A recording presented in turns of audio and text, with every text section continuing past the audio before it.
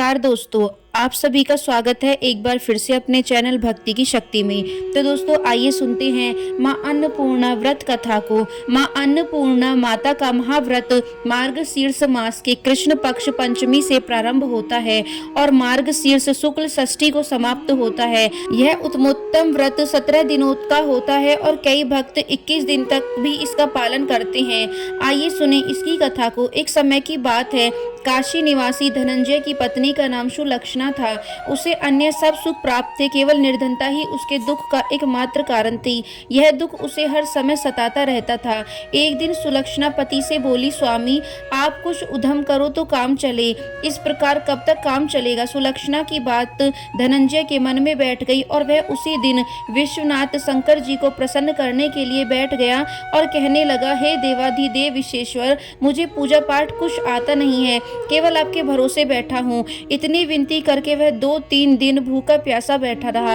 यह देखकर भगवान शंकर ने उसके कान में अन्नपूर्णा अन्नपूर्णा अन्नपूर्णा कहा। इस प्रकार 3 बार कहा।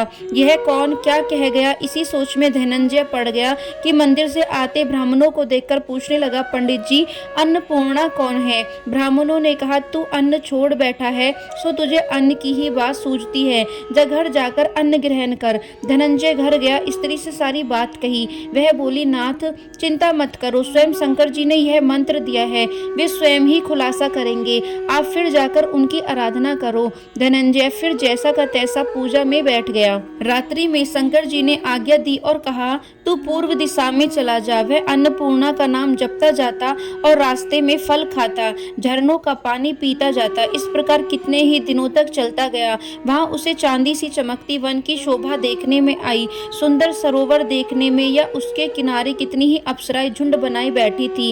एक कथा सुनती और सब मिलकर माँ अन्नपूर्णा इस प्रकार बार बार कहती थी। यह अघन मास की उजेली रात्रि थी और आज से ही व्रत का आरंभ था। जिस शब्द की खोज में वह निकला था वह उसे वहां सुनने को मिला।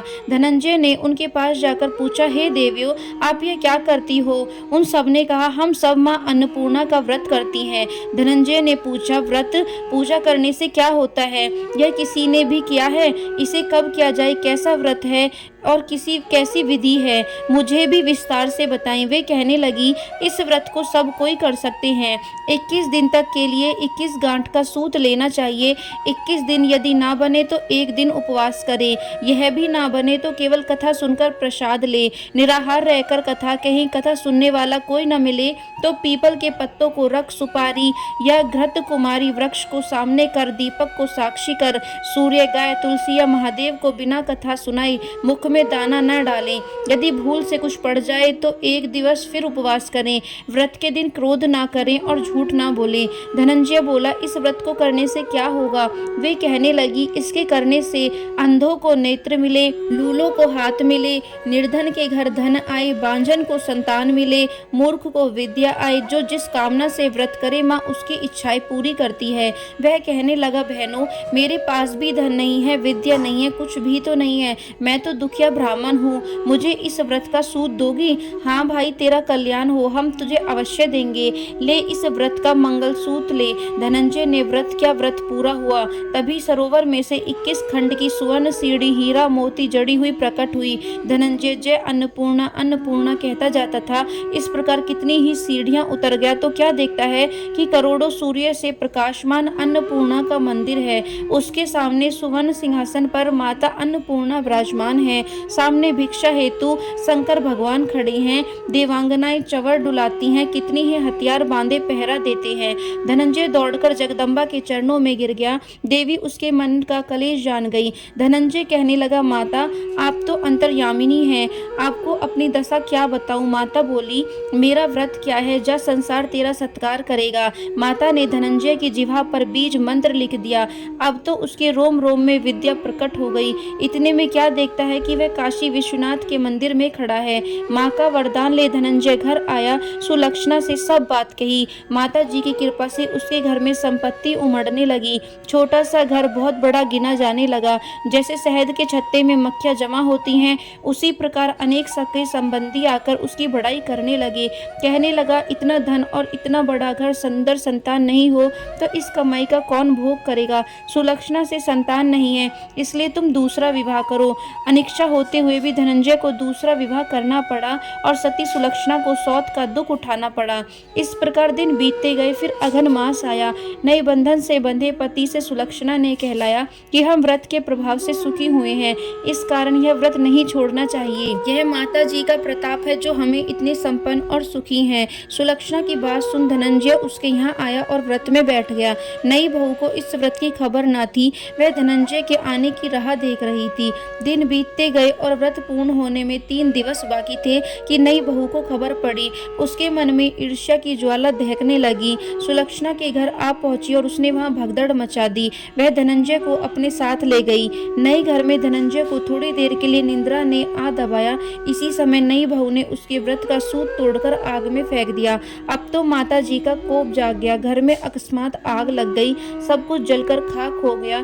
सुलक्षणा जान गई और पति को फिर अपने घर ले आई। नई बहू रूठ कर पिता के घर जा बैठी। पति को परमेश्वर मानने वाली सुलक्षणा बोली, नाथ घबराना नहीं, माता जी की कृपा अलौकिक है। पुत्र को पुत्र हो जाता है पर माता कुमाता नहीं होती। अब आप श्रद्धा और भक्ति से आराधना शुरू करें, वे जरूर हमारा कल्याण करेंगी। धनंजय फिर माता के पीछे पड़ गया। फिर वही सरोवर सीढ़ी प्रकट हुई, उसमें माँ अन्नपूर्णा कहकर वह उतर गया। वहां जा माता जी के चरणों में रुदन करने लगा। माता प्रसन्न हो बोली, यह मेरी स्वर्ण की मूर्ति ले, उसकी पूजा करना, तो फिर सुखी हो जाएगा। जा, तुझे मेरा आशीर्वाद है। तेरी स्त्री सुलक्षणा ने श्रद्धा से मेरा व्रत किया है, उससे मैंने पुत्र दिया है। धनंजय ने आंखें खोली तो खुद को काशी विश्वनाथ के मंदिर में खड़ा पाया। वहां से फिर उसी प्रकार घर को आया। इधर सुलक्षणा के दिन चढ़े और महीने पूरे होते ही पुत्र का जन्म हुआ।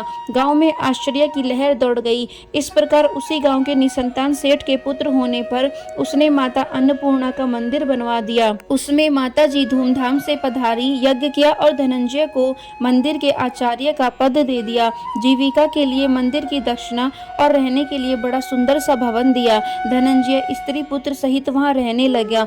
माता जी के चढ़ावे में भरपूर आमंत्रण होने लगी। उधर नई बहू के पिता के घर डाका पड़ा, सब लुट गया। वे भीख मांगकर पेट भरने लगे। सुलक्षणा ने यह सुना तो उन्हें बुला भेजा, अलग घर में रख लिया और उन्हें अन्न वस्त्र का प्रबंध कर दिया। धनंजय, सुलक्षणा और उसका पुत्र माता जी की कृपा से आनंद से रहने लगे। माता जी ने जैसे इनके भंडार भरे वैसे सबके भंडार भरे। तो बोलो माता अन्नपूर्णा की जय। तो दोस्तों, यह थी अन्नपूर्णा माता की व्रत कथा। यदि वीडियो आपको पसंद आई हो तो चैनल को सब्सक्राइब करना बिल्कुल ना भूलें और वीडियो को लाइक एंड शेयर जरूर करें।